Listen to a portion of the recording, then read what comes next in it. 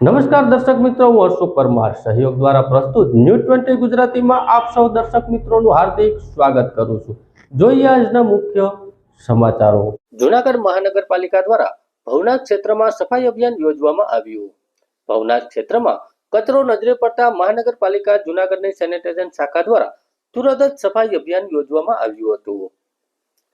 જૂનાગઢ શહેરના ભવનાથ ક્ષેત્રના 5 નાકા પુલની નીચે ખૂબ જ કચરો આવેલો હતો, જેની જાણ મહાનગરપાલિકાને કરતા સેનિટાઇઝેશન શાખાને જાણ કરતા તુરંત જ ક્લીનઅપ જૂનાગઢ અને જૂનાગઢ મહાનગરપાલિકાની સેનિટાઇઝેશન શાખાના સંયુક્ત ઉપક્રમે માન્ય ડોક્ટર ઓમ પ્રકાશની સૂચના અને નાયબ કમિશનર ડીજે જાડેજા તથા સેનિટાઇઝેશન અને આસિસ્ટન્ટ કમિશનર તેમજ સુપ્રિન્ટેન્ડન્ટ કલ્પેશભાઈ ટોડિયાના માર્ગદર્શન મુજબ સુપરવાઇઝર રાજેશભાઈ ત્રિવેદી દ્વારા સવારે 8 થી 12 કલાક સુધી સફાઈ અભિયાન આયોજન કરવામાં આવ્યું હતું, જેમાં હિતેશભાઈ સરવૈયા સફાઈ સુપરવાઇઝર, ફોરેસ્ટ અધિકારી બીબી મકવાણા રાઠોડભાઈ, વન વિભાગના કર્મચારીઓ, સફાઈ કર્મચારીઓની મદદથી આશરે 1 ટન કચરો એકત્ર કરી નિકાલ કરવામાં આવ્યો હતો।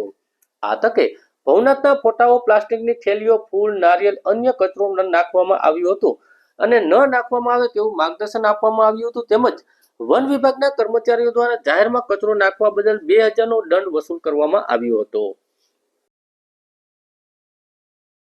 જૂનાગઢના નાના પીર બાવા હિમાંશુ ગિરીએ તંત્રના નિર્ણયને અયોગ્ય ઠેરવ્યો હતો, સાથે ગુરુ ગણપત ગિરીના 44મા શિષ્ય તરીકે વારસદાર હોવાનો પણ દાવો કર્યો હતો। જૂનાગઢ શહેરના જગમાલ ચોક ખાતે આવેલા નીલકંઠ મહાદેવ મંદિર ખાતે અંબાજી મંદિરના નાના પીર બાવા હિમાંશુ ગિરી દ્વારા પ્રેસ કોન્ફરન્સનું આયોજન કરવામાં આવ્યું હતું। હિમાંશુ ગિરી એટલે કે જે અંબાજી મંદિરના નાના પીર બાવા તરીકે ઓળખાય છે, જેના મોટા પીર બાવા બ્રહ્મલીન તનસુખગીરી બાપુ હતા। આ પ્રેસ કોન્ફરન્સમાં હિમાંશુ ગિરી બાબા દ્વારા ઘણા ખુલાસાઓ, દાવાઓ કરવામાં આવ્યા હતા, જેમાં હિમાંશુ ગિરીએ તંત્રના નિર્ણય પણ અયોગ્ય ઠેરાવ્યો હતો। સાથે એમ પણ જણાવ્યું હતું કે અંબાજી મંદિર, દત્ત શિખર અને ભીડભંજન મંદિરની સેવા પૂજાનો મને હક છે। તંત્રનો અંબાજી મંદિર, દત્તાત્રેય શિખર અને ભીડભંજન મંદિર મામલતદાર હસ્તક લેવાનો નિર્ણય મારી જાણ બહાર થયો છે, એવું હિમાંશુ ગિરી બાપુ દ્વારા જણાવવામાં આવ્યું હતું। સાથે એમ પણ જણાવવામાં આવ્યું કે સરકારે કોઈ પણ તપાસ કર્યા વગર મંદિરને પોતાનો કબજામાં લીધા છે। જો સરકારી નિયમ મુજબ અંબાજી મંદિરના મહંત નિમવાની આખરી સત્તા કલેક્ટર પાસે હોય છે। સાથે એમ પણ જણાવ્યું કે ગુરુ ગણપત ગિરીના 44મા શિષ્ય તરીકે પોતે હિમાંશુ ગિરી વારસદાર હોવાનું પણ હિમાંશુ ગિરી બાપુ દ્વારા જણાવવામાં આવ્યું હતું। જય ગિરનારી, ઓમ નમો નારાયણ। મારું નામ નાના પીર બાવા મહંત શ્રી હિમાંશુ ગિરી, ગુરુ શ્રી ગણપત ગિરી બાપુ। અત્યારે હાલમાં અંબાજી મંદિર, દત્ત શિખર અને નીલકંઠ મહાદેવ મંદિરમાં હું મહંત છું અને જે અત્યારે જે વિવાદ ચાલી રહ્યા છે, જે ભાવિકોને ખબર પડે કે પરંપરા વિશે હું માહિતી આ પ્રેસ કોન્ફરન્સ બોલાવવાનો મૂળ હેતુ એ છે કે પરંપરા જાણી શકે। આ પરંપરા અમારી 2000 વર્ષ જૂની હાલી આવે છે, 2000 વર્ષ થયેલ છે તેને। બાબુ, તમે કઈ રીતે ટ્રસ્ટી છો મંદિર અને દત્ત શિખરના? કઈ રીતે ટ્રસ્ટી છો?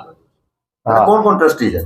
હા, દત્ત શિખરમાં અત્યારે પેલા 3 ટ્રસ્ટી હતા, જેમાં બ્રહ્મલીન તનસુખગીરી બાપુ થતા અત્યારે 2 ટ્રસ્ટી અમે હયા છીએ। અંબાજી મંદિરમાં 2 ટ્રસ્ટી છીએ, એક હું અને એક બ્રહ્મલીન તનસુખગીરી બાપુ, બરોબર। હવે વહીવટી તંત્રએ જે કાર્ય કર્યું છે, જે કબજો કર્યો છે તે ગેરકાયદેસર રીતે છે।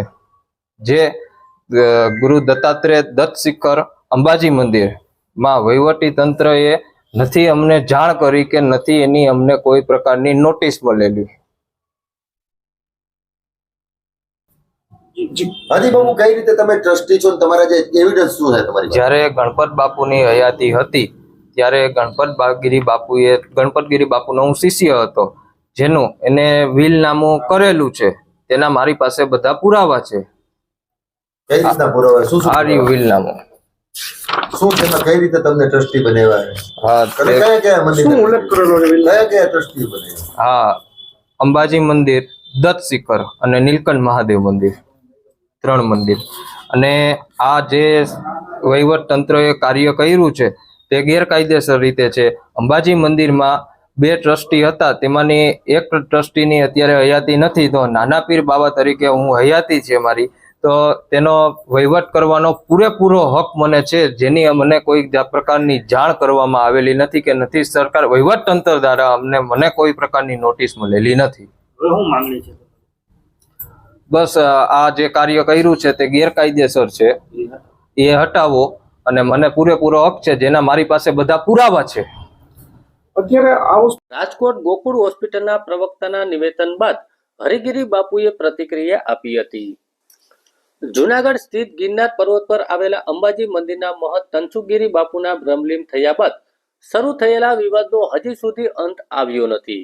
બ્રહ્મલીન તનસુખગીરી બાપુની જ્યાં સારવાર ચાલી રહી હતી તે રાજકોટની ગોકુળ હોસ્પિટલના પ્રવક્તા દ્વારા આજે નિવેદન જાહેર કરાયું હતું, જેમાં એમ જણાવવામાં આવ્યું હતું કે એ કોઈ બાબતની જાણ નહોતી કે રાતના સમયે કોઈ વકીલ આવ્યા હોય કે પછી બાપુના કોઈ દ્વારા સહી સિક્કા લેવડાવવામાં આવ્યા હોય.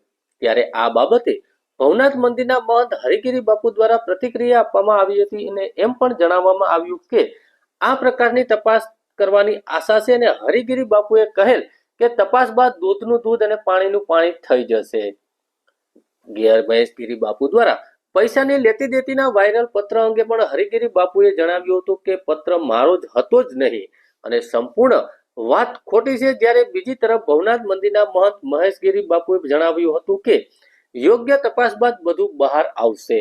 મહેશગીરી બાપુએ જણાવ્યું કે પોલીસે જે વિભાગનું કામ તપાસવાનું છે એમ ગોકુળ હોસ્પિટલમાં બ્રહ્મલીન તનસુખગીરી બાપુના આયુષ્ય વૃદ્ધિના સંકલ્પ માટે અમે ગયેલા હતા. સહી સિક્કાની વાત બાબતે તેઓએ એમ પણ કહ્યું હતું કે હંમેશા તથ્ય બહાર આવશે, હવે પછીના સમય બહાર આવશે. ત્યારે મહત્વનું એ છે કે મહેશગીરી બાપુના રાતના ગોકુળ હોસ્પિટલમાં તનસુખગીરી બાપુની સારવાર દરમિયાન મળ્યા હોવાની હરિગીરી બાપુએ સૌ પ્રથમ વાત જાહેર કરી છે. दिया गया लेटर है, ऑथेंटिक लेटर है, क्या कहेंगे आप? ऐसा उसी पे ही तो जांच की मांग दोनों पक्ष रखे हैं. उच्च स्तरीय अच्छी गंभीरता जांच हो रही है और जो मैंने पहले वचन दिया हुआ हूँ, किसी प्रकार का उसमें मैं दोषी पाए जाता हूँ तो हमें चौराहे पे खड़ा करके गोली मार दिया जाए. हम तो पहले बोल चुका हूँ, उसमें कोई बदलता तो है नहीं, पर सत्य की जांच करके, ये इतनी मेरा कहना है. न लेटर मेरा था न है, पूरी तरह से षड्यंत्र और असत्य बेबुनियाद आधारहीन है.